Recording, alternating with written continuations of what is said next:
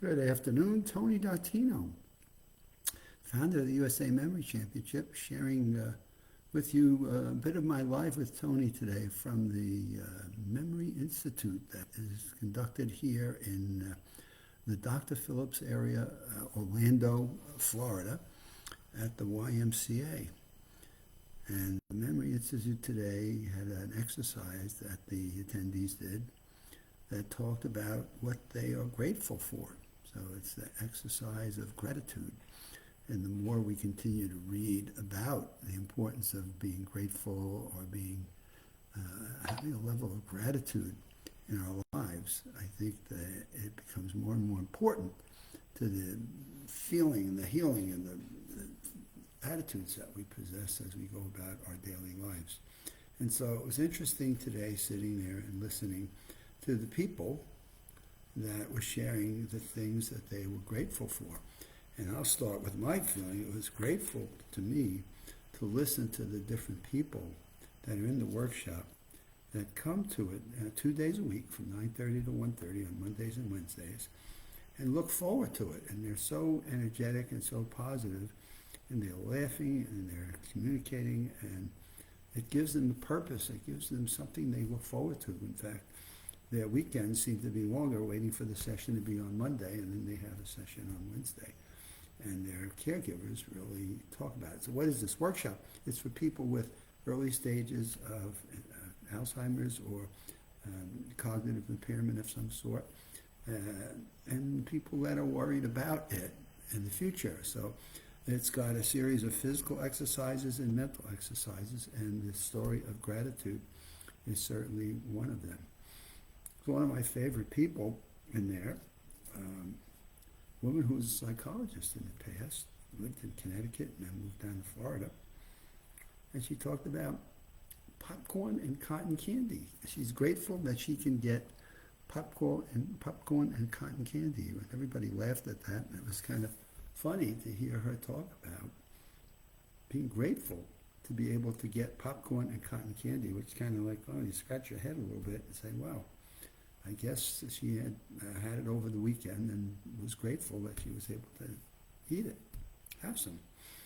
On a more serious note, there was a woman who was grateful for her sons and the fact that her sons spent the weekend with her, and she really appreciated the opportunity to spend some time with them and share their weekend with her. It just gave her such an uplifting feeling of knowing that they cared about her and they were willing to spend time with her over the weekend. They were visiting from obviously an out-of-state area, and so having them spend the weekend with her was important as they stayed at her residence over it, which then brought me to a gentleman who was appreciative of the fact and grateful for the fact that he has a great grandbaby that are now set up to schedule a visit with him in March. And he was grateful that the family members were willing to take a newborn baby from October of last year, make a trip to Florida, and spend some time. And so he's excited and grateful and looking forward to their visit come March. To that degree, a woman was excited that her daughter, she's going to be a grandma. And the daughter announced that she was going to have a baby, and she's approaching the age where you start to think about not having babies anymore, but this was her daughter that she's excited and happy that she's going to be given the opportunity to be a grandma. And I could go on and on. God, my goodness, there's like 14 people in the workshop. Another one was grateful that her brother had some surgery done, and I thought it was a 50-50, and grateful that he's going to make it through the surgery. He's made it through the surgery and obviously made it through the other side to where he's now in recovery mode. Now, what's the purpose of the exercise? As the research is showing us more and more of what our brains are able to do to our body and to our life expectancy, we're finding that people that tend to be more optimistic and positive and have purpose have a reason to continue to go on. Live longer.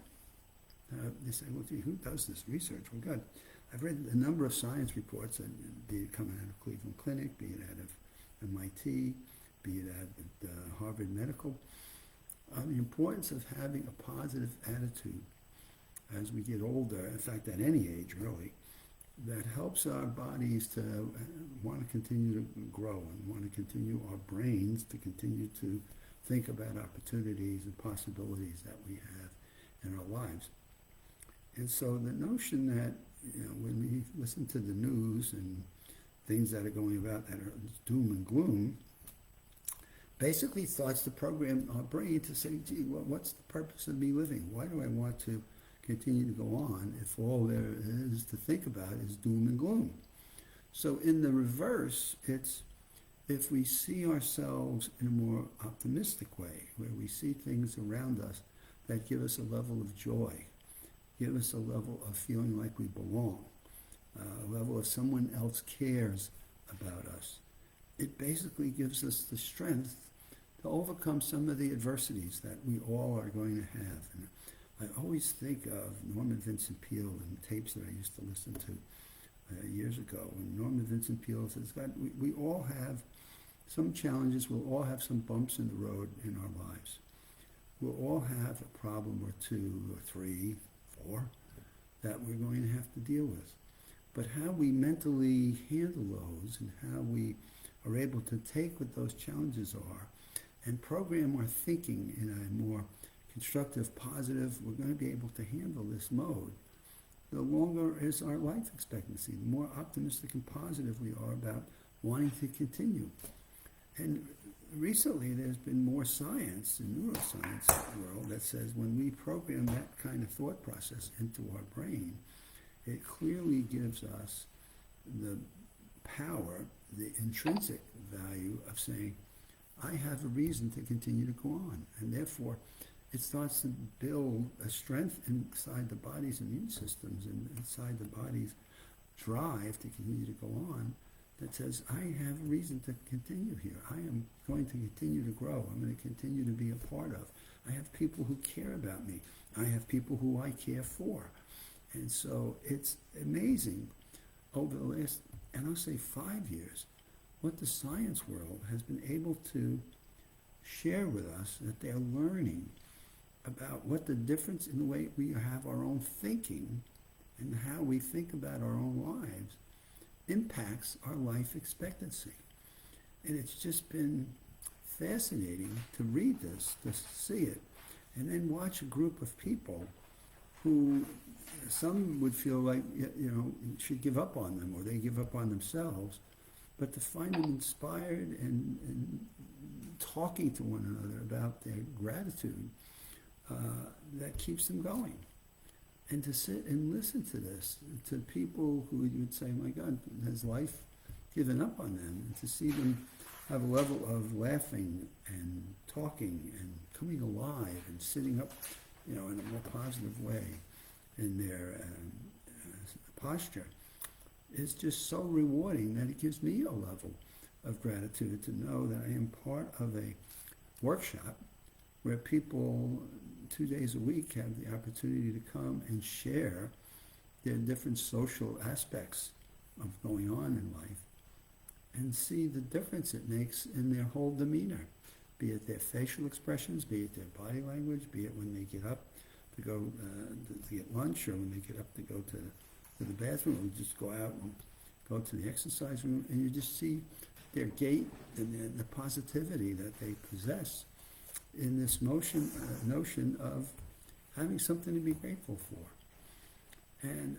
I just love it. I mean, I just look forward to going and being a part of this workshop, Memory Institute, YMCA, and Dr. Phillips, Orlando, Florida, and being a part of something that I think is extraordinary and clearly groundbreaking, clearly living and watching and observing the experiences of people who life still has a reason for them to continue to go on, and family members who care and love them and want to do something that's important to help them to extend it and to keep it going.